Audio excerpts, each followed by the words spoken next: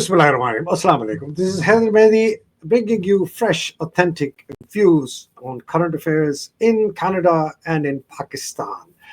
This is a weekly exclusive, and I have the great pleasure and honor to welcome Frank Baylis.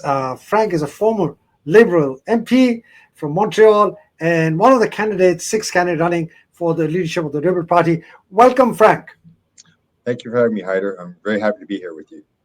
Thank you very much, Frank. Frank, I'm just going to read out a bio which I thought is really important for people to know, because perhaps not many people, certainly amongst the Pakistani, the Asian community, know about you. And I think it's very important that they know where you're coming from. So bear with me for 30 seconds, and we'll go straight into the program.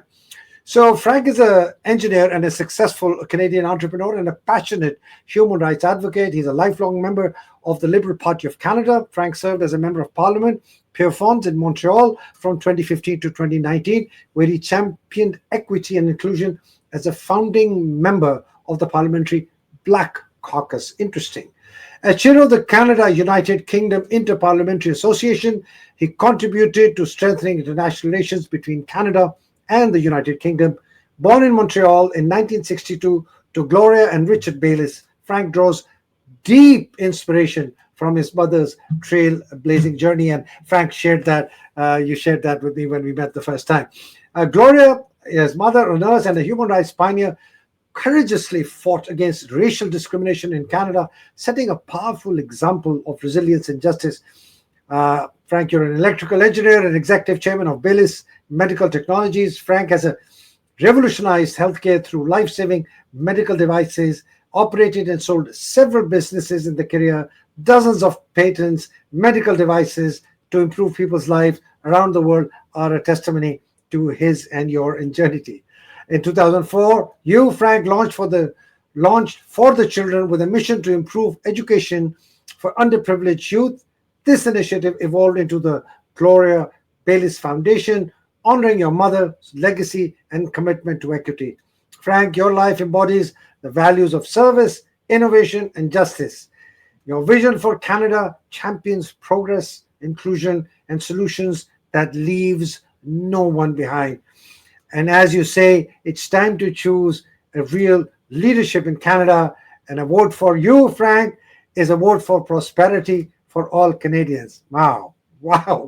That's quite an unpolitical profile, Frank. So why are you in politics? You should be a billionaire like Elon Musk or something. And now why the leadership of the Liberal Party? You know, when you live your life, you have callings, things that call out to you that I think you should do. And I follow those callings. I've had the very great success of running a company that my mother started, not me, my mother started, and myself, my mother, and my partner, we grew it, and we did know very great successes, no question about that. But I think we're lucky to live in Canada. I feel very, very blessed that I was born here. My parents both immigrated, my mom from Barbados and my dad from the United Kingdom. They immigrated here in the 1950s and made a life for themselves, just like many immigrants did. And they raised myself, my brother, my two sisters to really think about contributing back. So when I think about running again for politics, I'm really thinking about how can I make a contribution to our great country? How can I bring something back to the table? Because I benefited from it. We've all benefited from it. But how do I give back to my country? And I think right now the time is right for someone like me.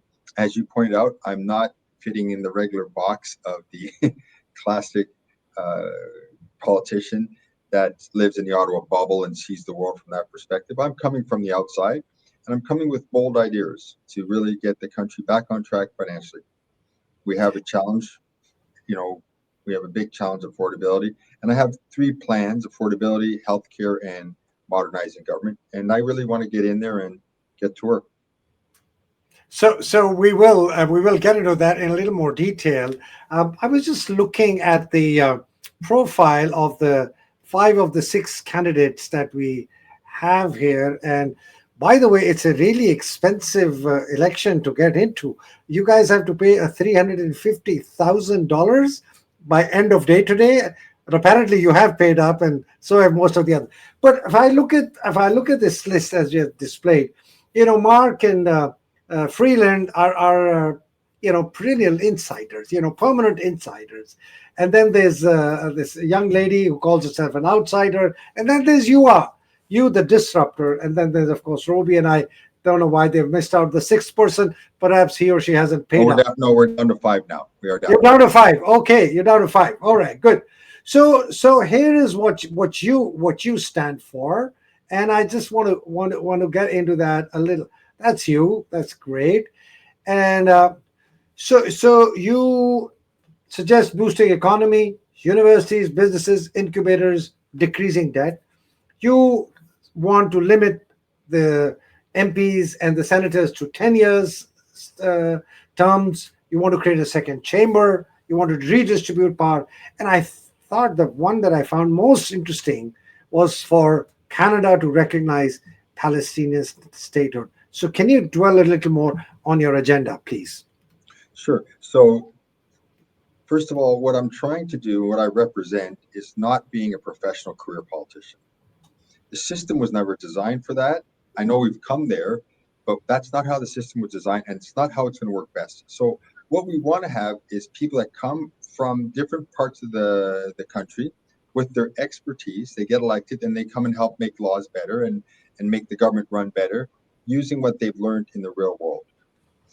Unfortunately, today we've gotten to the point where we have what we call this political class, or the professional politician, career politician, if you will. And these are people that are really, really good at getting elected. Unfortunately, that makes them their number one objective is, how do I get elected and how do I stay elected? And I'm not criticizing any of them. I understand that it's good and it's a nice career, and I get that. But what we really want are people bringing their expertise. So if we're making law on fisheries, it'd be good to have someone that's come from British Columbia or Newfoundland, where they've worked in the industry, or their parents have worked, or their friends, whatever, and they understand the real working. So when they come to Ottawa and say, look, I know you want to make this law this way, but you better think about this, this, and this. And we need that for mining. We need it for engineering. We need it for lawyers. We need it for, you name it. All that expertise that lives in the country, medical doctors. Come help contribute to make the laws better, and then make space for someone else. So what I propose there, for senators, one term of 10 years, then you're gone. For members of parliament, after 10 years, you can't run for election again. So you might end up being 12, 13, 14 years, but you can't run again until you go away for at least 10 years. So I'm not saying you can never come back, but come back with some skills from the real world to contribute again. So you have someone like, say, Pierre Poilievre. He's running to be the next prime minister for the Conservative Party. Sorry, go ahead, yeah. No, please go ahead. No, I was just going to say, he walks out of school, university, he flies to Ottawa, gets a job, works for 2 years in a member of parliament's office. So he works right away in Ottawa at a member's office, and then he runs, gets elected. He's been elected 21 years. Oh my God. He is very, very good at getting reelected. He's excellent at giving a speech. He's a fantastic career politician. But unfortunately, that's where it starts. It's also where it stops. So he doesn't have anything to add. In 21 years, he's made 0 laws. He's great at criticizing. He's excellent at criticizing. He's been running down our country for years now, saying everything's broken, everything's terrible. And we don't need that. I'd much rather have someone, like I said, come and say, look, I know you're working on fisheries laws, let me contribute. Or I know you're working on construction laws. I've worked in the construction industry. Let me add to that debate. That's what we really want. So that's what I'm trying to do with this concept of limiting the term that people can be there. That's brilliant, Frank, because what you're doing is getting in people, subject matter experts, technocrats, people who can bring real world value, current real world value, and come back in, like the consultants do, right? They come, they have they come, they have consultants, then they send them out into the industry. Hey, go work for 5 years, then come back again as a consultant. Yeah, see, like, for example, even if you're in the military, you might have experienced a lot of things and say, okay, we need to work on these areas in the military. Whatever area you're coming from, you can really add to the discussion. And we have what we call the bureaucrats. They're the people that live and stay in Ottawa, and they help craft the laws, and they have subject matter expertise. But we need the two to work together. And unfortunately, we've gotten to the place where now you have what we call the career politician. Poilievre is a classic example of this. And it's not, I get it. It's a great job. Listen, the system works for Pierre Poilievre. He's paid off his house. He's raised his family. He makes a ton of money. And the minute he walks out, he gets over $200,000 pension for the rest of his life with cost of living. Wow. And he's this close to being prime minister. So you know what? He loves the system. The system works for Pierre Poilievre. Not working for me. It's not working for Canadians, but he loves it. And I saw that when I was there, and I said, okay, look, I'm going to try and change it. And I tried little things, not even big things. And I realized pretty quickly, you know what? The powers that are in control don't want to change anything. So I said, okay, fine. I'm going to step away. But when the opportunity comes to come back, I'm coming back and I'm going to have this honest conversation with Canadians. So I mean, I was going to ask you as the last question, but I have to ask this now. I mean, you seem like a total disruptor, Frank, complete. You're coming in, you're destroying centuries of tradition and the way things are done, and you're giving everyone nightmares. It's funny that you would say that, because we've kind of gotten to the place where, okay, look, when democracies were first created, they all had term limits. In the ancient Greeks, ancient Romans, you worked for 1 year as a chief consul, and then you made space. So they all had term limits. And what happened is, over time, we want to stick around. Over time, we changed it. So I'm actually saying, let's go back to the core of being democratic. Some of the rules that I presented, Haider, people don't know this, but in Canada, we're the only Westminster system in the world that's been perverted, where the speaker does not get to decide who speaks. It's the only one, because what happened is the party leadership says, we'll decide who speaks, not the speaker. That's destroyed the quality of debate in the House, and it's led to very bad behavior, because the speaker Wow. can't. Yeah. So people say I'm a disruptor. I'm saying, well, yes and no. What I'm really talking about is, let's get back to work. Look, I'll give you another example, Haider. Last fall, for 3 months, you know how much, because Pierre Poilievre, he wants an election so badly, he said, I'm going to gum up the whole system. No work was done. For 3 months, they did not work. They all took a salary. So if you said, I really care about laws about healthcare, no laws were passed to healthcare, nothing. I care about the environment, nothing done about the environment. I care about the economy, nothing. Why? Because he says, I'm gonna just mess everything up till you give me my election. And if that's disrupting to say, let's get to work, well, yes, okay. No, I say disrupting in a really nice way, because you have to break this age old, this completely terrible, literally terrible system, which gets no work done, which works for a small elite, and it keeps them going, and the rest of the Canadians, pay very high taxes to keep them happy. Well, those salaries were paid by taxes, and guess whose taxes? It was you and me and everybody else's. So while they're not working, they didn't say, hey, don't give me my salary. So no, you give me my salary, I will do nothing. And it costs in the order of $1 million a day to run the whole place. Wow. So it's not, just wasted. Monday, Tuesday, Wednesday, wasted for 3 months. And I'm going like, this is insane. This is not acceptable. And I'm going to tell that to Canadians, and I'm going to have this honest conversation with them. And I'm saying, give me a mandate. I'll go back and I'll fix the place up.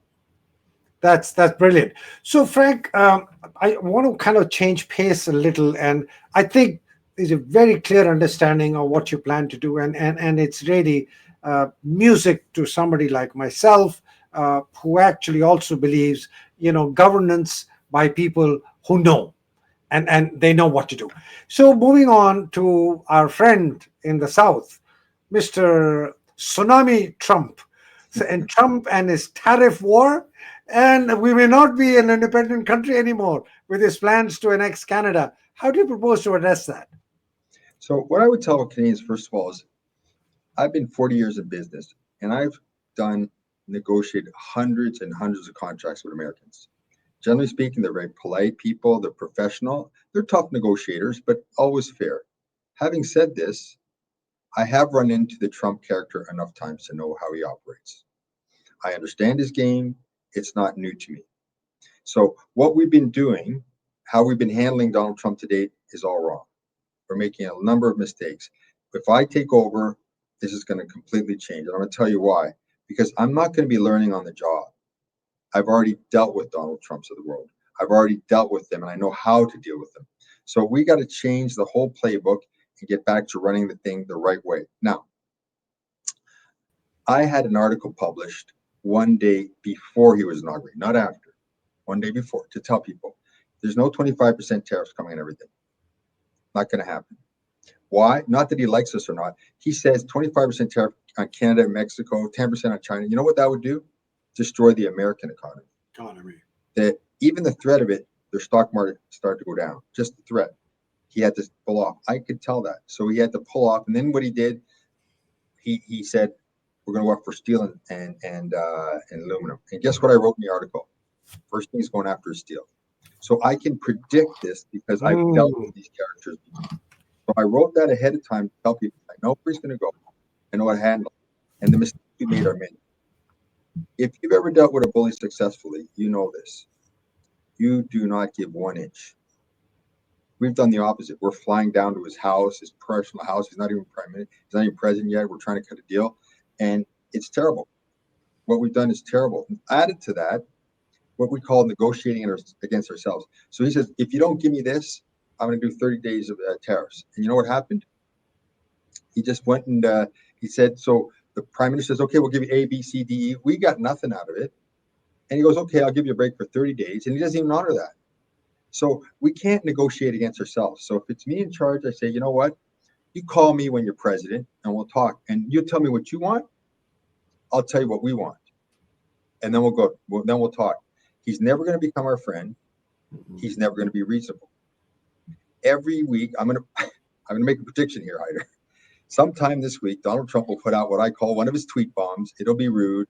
It'll be insulting. And it'll be over the top. And he's going to do it. And I don't care. It's going to have zero impact on me. Because this is not, listen. A tweet about you? About anything. About anything. Put out a tweet that's going to be ridiculous. And everybody's going to go running around. He wants to do that. With me, it'll make no impact. Because I've been in this world. This is not a world of bureaucrats. This is not a world of bankers where it's nice, polite, and genteel. This is rough and tumble, but I've been there. And you know what? I don't mind it. I don't mind it at all. He wants to get tough, we'll get tough. And we will deal with him. So the question is, I mean, you're saying he's a bully, he's bluffing, and he really is not going to do what he says, but he's just kind of bullying you into a position of submission. Well, and yet, I predicted what he's going to do. He's going to go after steel, and then he's going to go after softwood, most likely dairy. And what we need to do, Haider, is this. We need to know the industries he's going to target, this one, this one, this one. Then we need to put policy. We're not going to let those industries go under. We're going to support you. We're going to support our workers while this tariff war is on. Then we are going to target key of his industries. Go after key of his industries. It's never good to have a trade war, but we can't avoid it, so we have to accept it. And then what we do is we wait, because he's made a lot of promises to the American people, and he's promised to get their economy going. He's promised to deal with illegal immigration. And no one in the States is saying, I'm sick of Canadian illegal immigration. So this is a red herring. And he's not going to be able to get away with this for very long. So we'll say, you keep it up, we'll keep it up. And I would have called his bluff. You're absolutely right. I would say, you want to put 25% on everything? Call us when you've done it, and we'll start with you. 25%, half of our exports are energy. So he says, I'm going to put 25% on your electric bill. Okay. I'll say to him, you know what I'll say, Haider?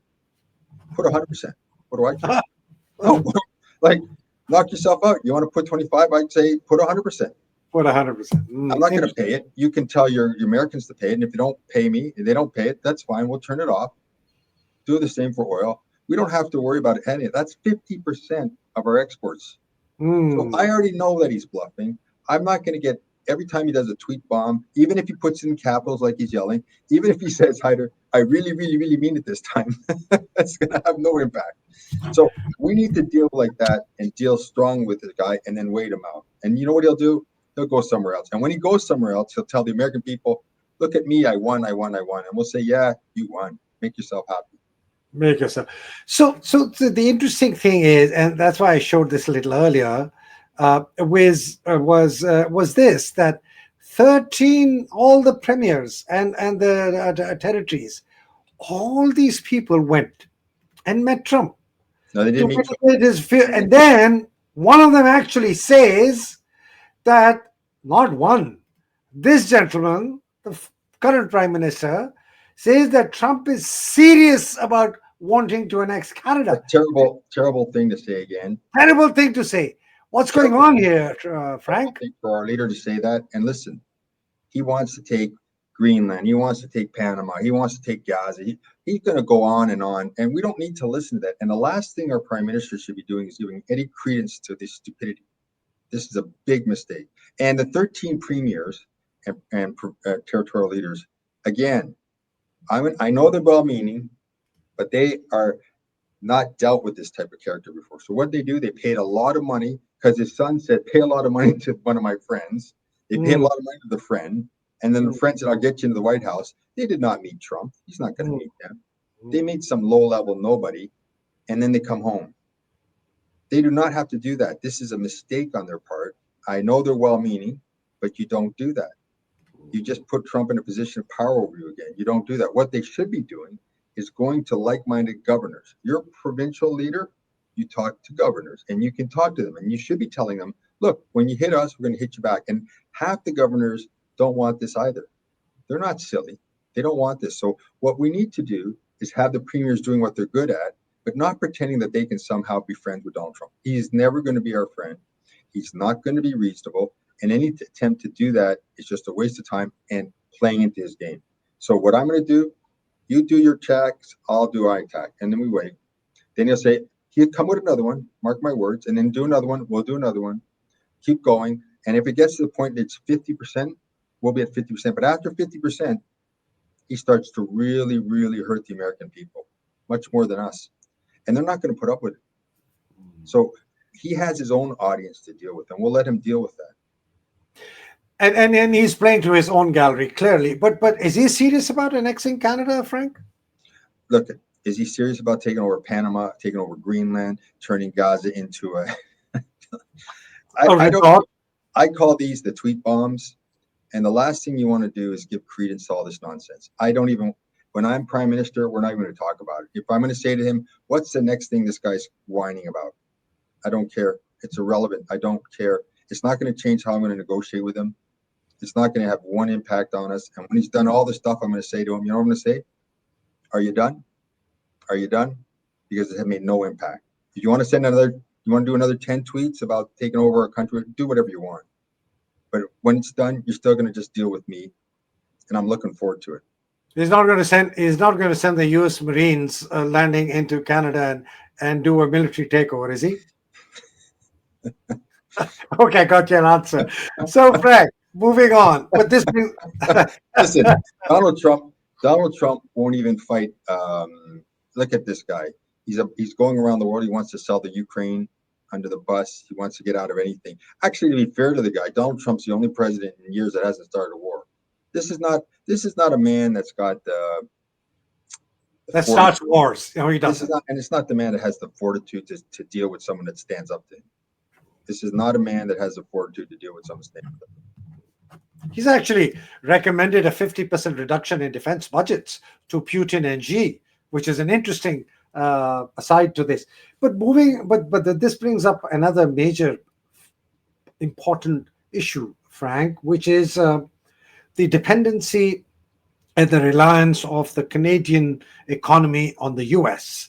And so that you're always going to be subject to blackmail by anyone, Trump or somebody later. So what would you do, and what's your proposal and plan to reduce this dependency, diversify Canadian economy to the rest of the world? So we absolutely have a plan for that. But the first thing to remember is we trade about 480 billion. They trade about 440 billion. So it's very close, very close. We are important to them. They're important to us. That's number one. But your point is well taken. We need to diversify. That's why I proposed 2 liquid natural gas pipelines, one to the west so that we can sell liquid natural gas to China and Asia market, and one to the east so that we can sell liquid natural gas to the European market. This is going to be helping us really diversify, number one. Wow. Number two, what it's going to do is strengthen our economy. And number three, for the environmentalists, it'll allow those countries that are using carbon, charcoal, coal, to replace it with liquid natural gas. It's a cleaner. It's not the best, but it's much cleaner than coal. So we're actually doing something positive for the environment. People say, well, don't do anything. No, they're using coal now. Let's start with that. So I'm a pragmatist. Let's step by step by step in the right direction. So that's what I propose. That is the beginning of having a real diversification. Now, my business, I've sold products around the world. So I've sold to, obviously, to North America, United States, but Europe, Asia, China, Japan, Middle East, Africa, Latin America. So absolutely, I know about diversification. I know how to help businesses do that because I've done it myself. I'm not talking like from a playbook. Done it. I'm talking the real world. So, and realistically speaking, Frank, this LNG east and west to China and to Europe, is this a realistic proposition? Would the United States allow that? Absolutely. I mean, quite frankly, they don't have a say in it, number one. But number two, we wouldn't listen to if they had anything to say about it anyways. It's none of their business. Thank you. Frank, we're kind of winding down to the end. I think we've covered another 5, 10 minutes ago, and I'm going to go closer to home, Pakistan, where I'm originally from. There have been gross violations of human rights and massive crimes against humanity being committed in Pakistan since April 2022. The Pakistani Prime Minister Imran Khan is in jail. His party's election was stolen, and tens of thousands of people have been arrested, politically victimized, and all by the Pakistani military, headed first by the earlier army chief Qamar Bajwa and now the current army chief Asim Munir. Um, how do you propose, as a Liberal Party leader and hopefully, inshallah, as the Prime Minister of Canada, how do you propose to address this issue of gross human rights violations, crimes against humanity, destruction of democratic values, freedom of speech, freedom of the people's right to choose their own representatives by the military regime headed by Asim Munir in Pakistan? Look, I think that Pakistan is a major country, and it always saddens me that they seem to be always going in the right direction, and then they get knocked off their feet. And sadly, it's been a repeated playbook, if I could say that. I know there was a tremendous amount of hope when Imran Khan was elected. I was one of those people who was extremely hopeful, and I saw in him a great leader. Regrettably, the army chiefs have seen fit to protect their little fiefdoms, and this is like, we talked about term limits in Canada, and this is like even a much bigger need for this kind of approach in Pakistan, where these people don't want to leave, they don't want to share power because it suits them to it's a kleptocracy where they steal money for themselves. What can Canada do? Well, we can be a loud voice and a clear voice against what they're doing. We don't have the military might or that to come in that sense. But I do think what we can do is we should be supporting all of the democratic movements that are trying to get themselves a foothold there, people that are speaking up. So we need to protect them because they are subject to harassment and worse. So we need to make sure that we protect them. That in Canada they have a free voice. I would be the Prime Minister of Canada, and they would have a free voice. And I know there's forces that are always trying to threaten or quiet these voices. So we'd have to be very strong in our own country. And then when we went out into the rest of the world, we'd have to have a clear voice, which we've not had, quite frankly, with our governments of late, which is sometimes here, sometimes here. That's why, for example, you picked up on my statement about Palestinian statehood. state. Very powerful. Yes, it's not about attacking Israel. And I know I've been criticized by many people saying that I'm rewarding Hamas. I'm doing nothing of the sort. This is not something that's just came up now. And I'm a very strong supporter of Israel, Israel's right to exist, the Israeli people. But I'm as strong supporter for the Palestinian rights, the Palestinian dignity, the Palestinian aspirations. And I'm merely stating it. And I think this is the moral power of Canada. We're not going to be a military power, but we can certainly be a moral power. We were in the past.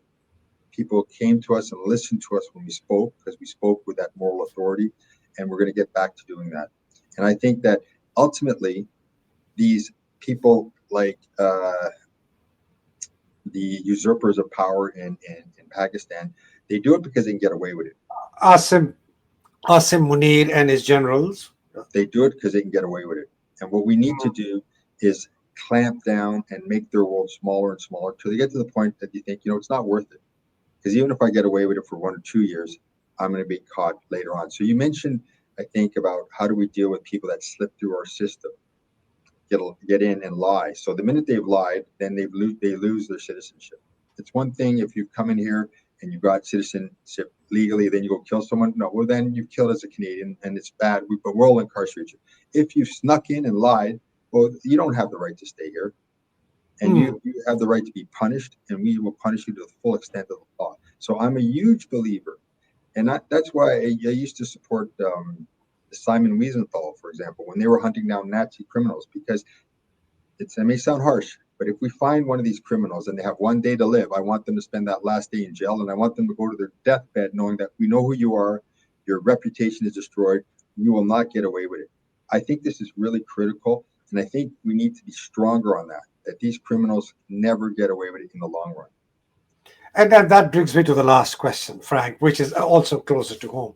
The Magnitsky sanctions is one such law that can be used against people in Pakistan who have violated laws, constitution, gross human rights violations.